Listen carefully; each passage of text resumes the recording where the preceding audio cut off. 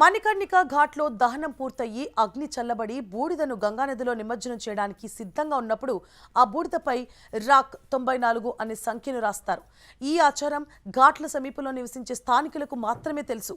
అంత్యక్రియలు నిర్వహించడానికి వచ్చే బయటి వ్యక్తులు దీన్ని తరచుగా గమనించరు కూడా.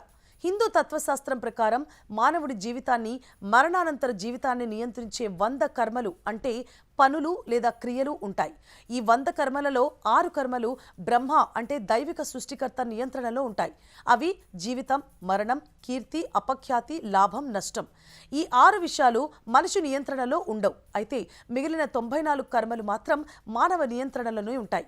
ఇవి ఒక వ్యక్తి యొక్క నైతిక, సామాజిక, ఆధ్యాత్మిక ఉనికిని నిర్వచించే పనులు.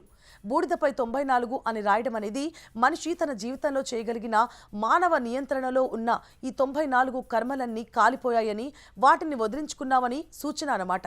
భగవద్గీతల ప్రకారం మరణం తర్వాత మనస్సు 5 ఇంద్రియాలను అంటే పంచేంద్రియాలను తనతో తీసుకువెళుతుంది. అంటే మనస్సు 1 ఇంకా 5 ఇంద్రియాలు కలిపి మొత్తం 6.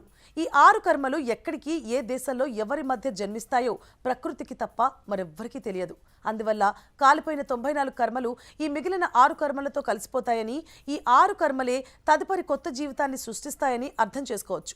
కొంతమంది ఈ 94 సంఖ్యనే ముక్తి మంత్రంగా, విముక్తి అంటే మోక్షం కోసం చేసే ప్రార్థనగా భావిస్తారు. ఈ సంఖ్య రాసిన తర్వాత బూడిదపై నీటితో నిండిన కుండను పగలగొడతారు.